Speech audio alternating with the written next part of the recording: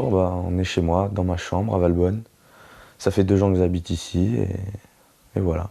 Ouais, j'ai intégré le centre, je devais avoir 14-15 ans, j'ai intégré avec 1 an d'avance, puisque à l'école j'ai également 1 an d'avance, donc ça a été plus simple de m'intégrer plus rapidement.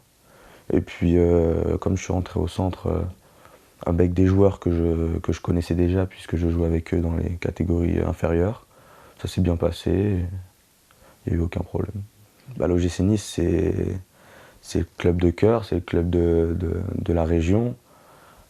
Pour moi, c'est le club qui m'a tout. Comment dire, c'est le club auquel je suis là. Parce que c'est lui qui m'a surclassé, qui m'a fait progresser depuis que je suis en Benjamin. Et donc maintenant, c'est vraiment une grande fierté de pouvoir jouer sous les couleurs professionnelles de mon club formateur. C'est vrai que mon objectif cette saison, c'était de faire le plus de matchs possible en CFA 2. Donc ça, c'était déjà mon objectif. Puis après, le début de saison, ça s'est bien passé. J'ai réussi à marquer quelques buts en CFA.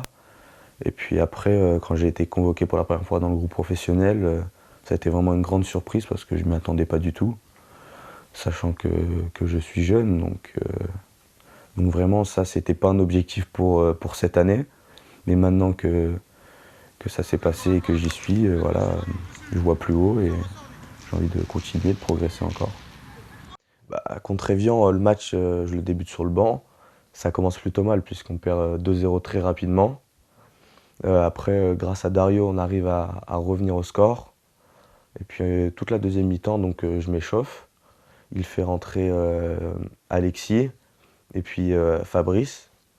Et moi, je continue à m'échauffer, Et je vois le temps qui défile, 80, 85e, jusqu'à la 87e où Alexandre Delal vient me chercher et me dit « Allez, vite, vite, vite, habille-toi ». Donc là, j'ai regardé le chrono, vous voyez qu'il y avait 2-2, on perdait 2-0. Je me suis dit, bon, si tu rentres et que tu arrives à faire gagner, là, ça serait énorme. Donc je suis rentré sans pression, je suis rentré à 2-2. Bon, j'ai pas touché beaucoup de ballons puisque le match était pratiquement fini. Et puis sur la seule occasion que j'ai eue, j'arrive à enchaîner un bon contrôle et une bonne frappe pour nous donner la victoire. Ça a été quelque chose d'énorme, avec la réaction du public, des supporters qui criaient, qui étaient en folie, avec la communion avec le staff, tous les remplaçants, les entraîneurs, ça a été quelque chose d'énorme. Quand tu marques, à vrai dire, tu sais plus vraiment où t'es parce que voilà, quand tu es attaquant, tu rêves toujours de marquer. Là, c'était devant notre public, le but qui nous donne la victoire. Donc vraiment, tu marques, après, tu sais plus où tu es et tu te rends compte qu'après, en revoyant les images.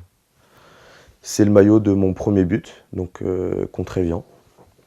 Donc voilà, celui-là, je le garde précieusement. Celui de ce week-end contre Metz, en Coupe de France. Donc celui de mon deuxième but en professionnel. Après, il y a un peu le maillot où tout a commencé. C'est le maillot de la finale de la Gambardella. Donc voilà, au Stade de France, on a gagné contre Saint-Etienne 2-1. Celui-là aussi, je le garderai. Et puis pour finir, j'ai le maillot de mes origines, des origines de ma mère. Le maillot de l'Argentine, forcément. Chose à avoir. Hop. Allez, c'est parti.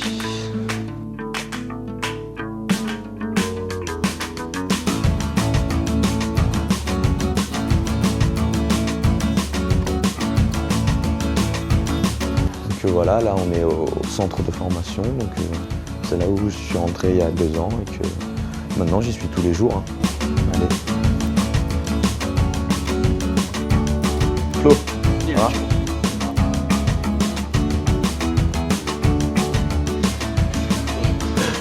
Je sais pas.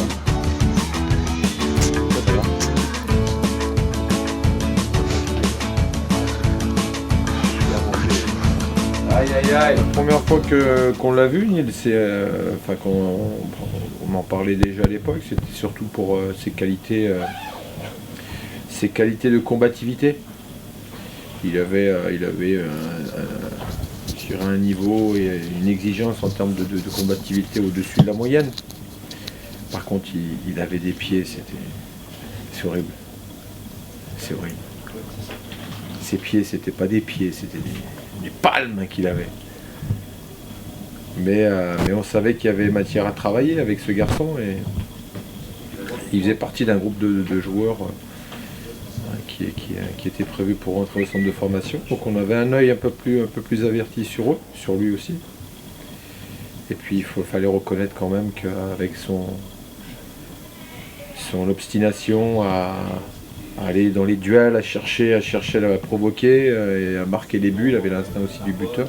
C'est pas forcément le meilleur footballeur. C'est pas le meilleur footballeur. Comme Albert, c'est pas forcément le meilleur footballeur. Nils, c'est celui qui a peut-être le plus envie de réussir.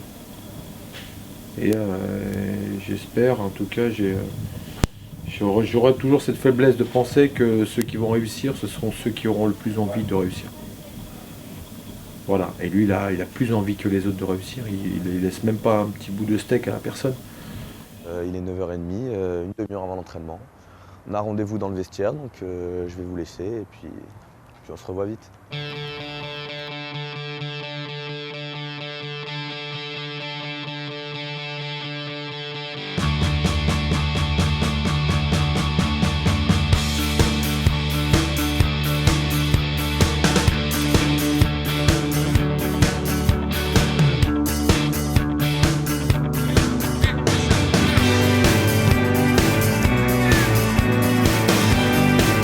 Pour Nils, d'abord on a l'habitude de prendre je dirais, des jeunes joueurs aux entraînements, donc ça permet de les situer, de les voir, et c'est vrai que dès les premiers entraînements, Nils je dirais, n'avait pas froid aux yeux et faisait sur des aspects physiques déjà de grosses différences.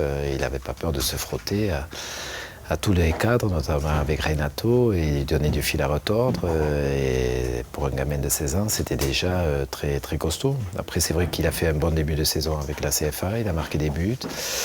Donc c'est bien, il a eu la possibilité, je dirais, de démarrer, d'avoir des temps de jeu. Et il a su en profiter, notamment en faisant un match superbe contre Lyon.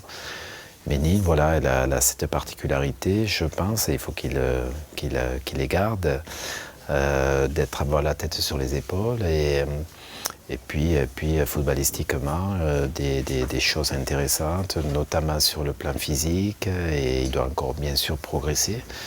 Et il a beaucoup de paliers encore à passer. Il y a un pont qui est établi avec la formation, il y a des vases communicants et ils viennent, ils repartent, on les suit je fais filmer des matchs de 17 ans, de 19, de CFA, justement pour voir chacun d'entre eux et les suivre dans leur progression. Donc même si des jeunes joueurs ne viennent pas tout le temps ou ne sont pas encore revenus avec le groupe professionnel, ils sont suivis, on sait où ils en sont et c'est le plus important.